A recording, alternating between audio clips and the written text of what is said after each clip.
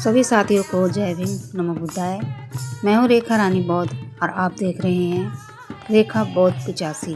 तो साथियों, जैसा कि मैंने पहले भी आप लोगों को अवगत कराया है कि हम महिलाओं ने मिलकर एक संगीत मंडली बनाई है जिसका नाम है डॉक्टर बौद्ध अंबेडकर महिला संगीत मंडली। और यह जो है बहुजन महापुरुषों के विचारों पर आधारित गीतों की मंडली है। शुरू में हम कुछ महिलाओं ने इसको शुरू किया था, लेकिन धीरे धीरे महिलाएं अब जुड़ती जा रही हैं और इस कारवां को आगे बढ़ा रही हैं। खुशी की बात यह है कि महिलाएं अब जुड़ना शुरू हो चुकी हैं, संख्या बढ़ चुकी है। धीरे धीरे महिलाओं को समझ में आ रहा है कि बहुजन महापुरुषों को पढ़ना, याद करना कितना ज़रूरी है। हर रविवार को हम यहाँ आते हैं और अपने महापुरुषों के गीत संगीत करते हैं। और इस बार जो बुद्ध विहार में हमारे जो साथी हैं, बहुजन साथी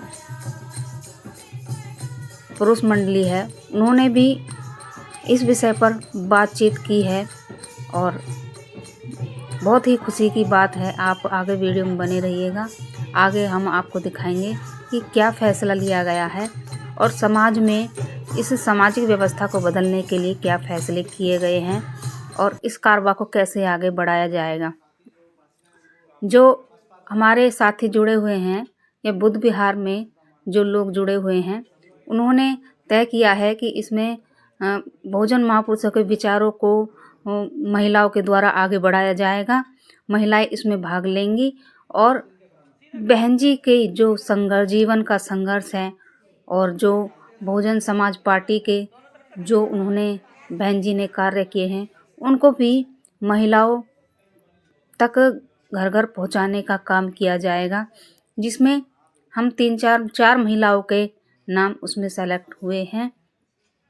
शशि गौतम, रेखा रानी बौद्ध, मधु भारती और एक और साथी हैं धम्मित्रा बौद्ध, जिनके ऊपर यह जिम्मेदारी दी गई है कि आप बहुजन महापुरुषों की विचारधारा और जो हमारी एक राष्ट्रीय स्तर की पार्टी है बहुजन समाज पार्टी, बहन जी मायावती जी के जीवन संघर्ष, मान्यवर कांसीराम जी के जीवन संघर्ष को घर घर तक महिलाएं पहुंचाने का काम करेंगी।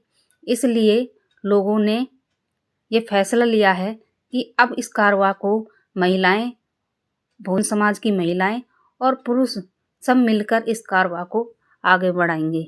आगे आप सुनते रहिएगा कि क्या क्या बातें यहाँ पर हुई हैं।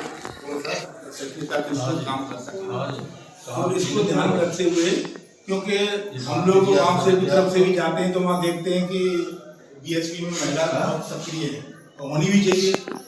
अभी जो आप ये जो प्रोग्राम में आप करते हैं, यहाँ पे बहुत अच्छी संदेश जाता है, समाज में बहुत अच्छा संदेश जाता है कि बदर और विधानसभा में बच्चे को ब्याह के माध्यम से और महिला उपासनाएं की सक्रिय है कि महापुरुषों की विचारधारा को संदेश के माध्यम से बढ़ा रही है।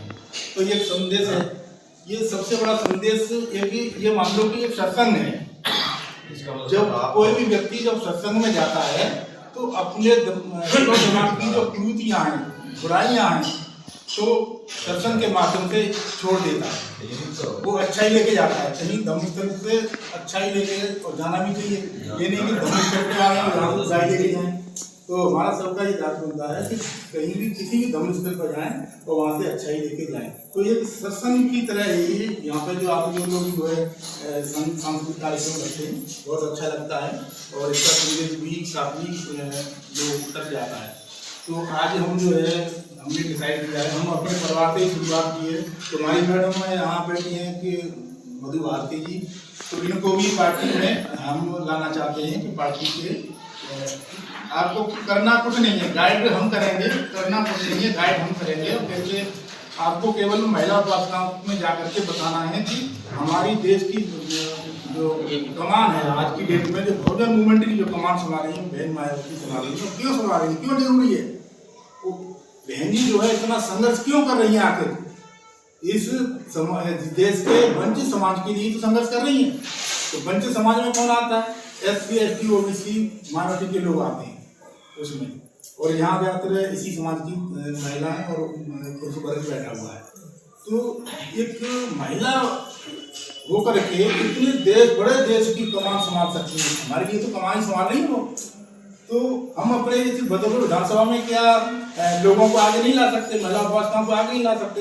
तो उसी को ध्यान रखते हुए जो है ये चीज़ें आज हम आपके बीच में चर्चा कर रखी गई है।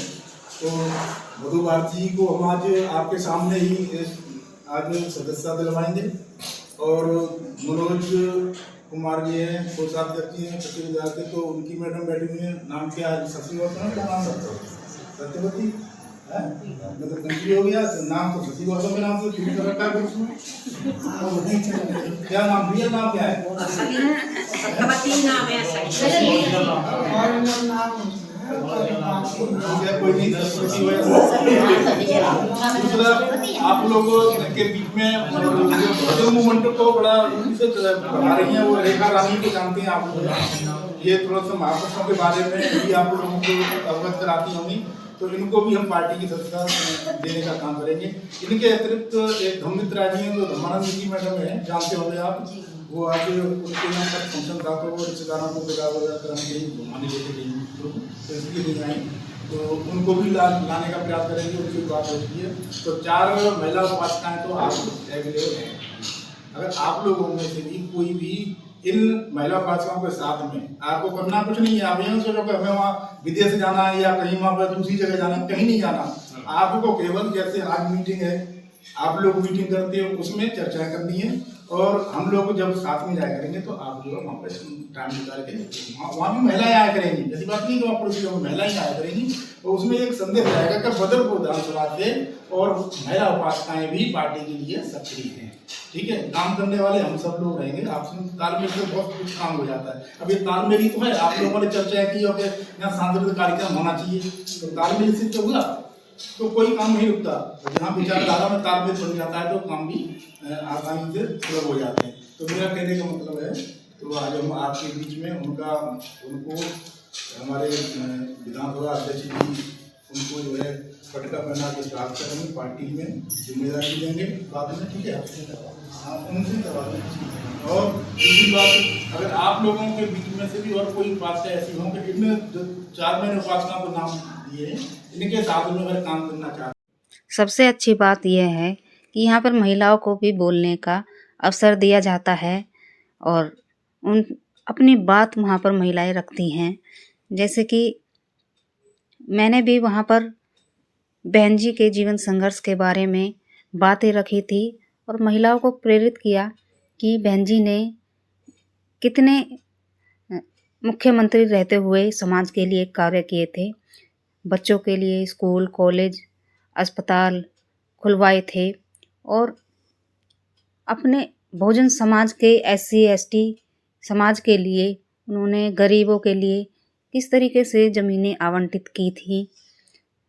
उनके कुछ कार्यों के बारे में बहन जी के जो उन्होंने अपने कार्यकाल में किए थे उनके बारे में महिलाओं को अवगत कराया। और इसी तरीके से ज़रूरत है हमें समाज में महिलाओं को समझाने की, महापुरुषों के बारे में बताने की, और जो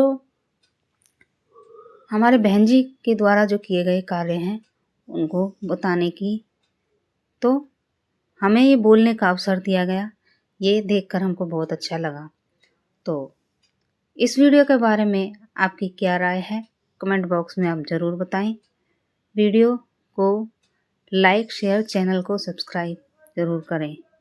मिलते हैं फिर आपसे अगली वीडियो में, तब तक के लिए जय भीम, नमो बुद्धाय।